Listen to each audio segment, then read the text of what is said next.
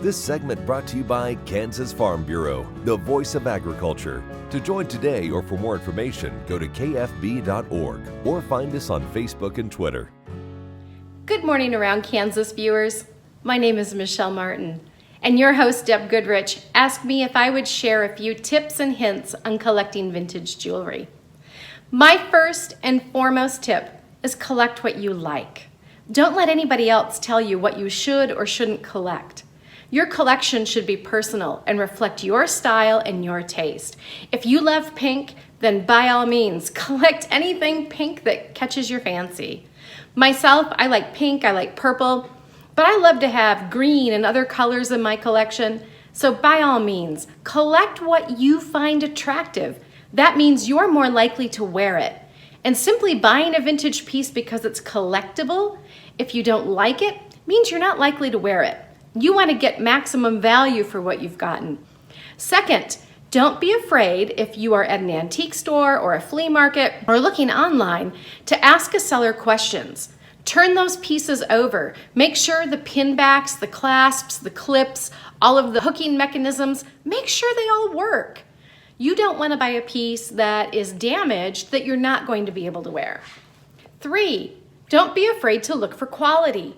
And when I say quality, I mean turn those pieces over and look for maker's marks. Those maker's marks will give you an indication of when they were made, who made them. Don't be afraid also to stand right there in an antique store, turn a piece over, look at that maker's mark, and Google it on your phone. I do that all the time. That way you know you are getting the best value for your money. And I think my last piece of advice is to make sure that you're buying pieces that you can make functional for your modern life.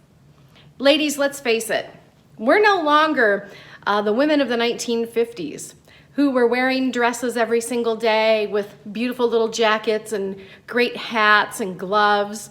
There are a lot of pieces that are made to be worn with specific kinds of clothing. So buy the pieces that you know will fit your wardrobe and your style.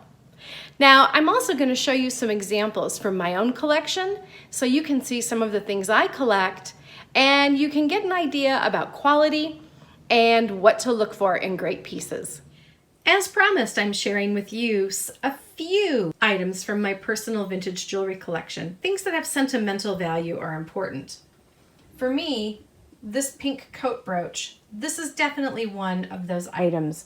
This belonged to my great-grandmother. And I was so thrilled when I received this piece because when I wear it, I think of her every single time. I also like to collect sets. Here we see a set that includes a bracelet, earrings, and a brooch that match. It's a suite.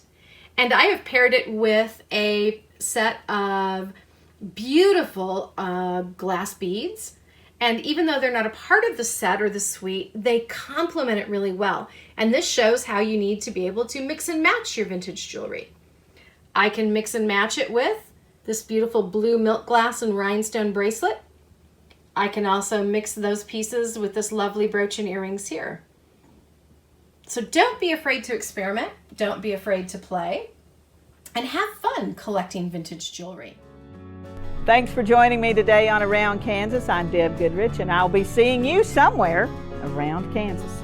Closed captioning brought to you by Ag Promo Source. Together we grow. Learn more at agpromosource.com.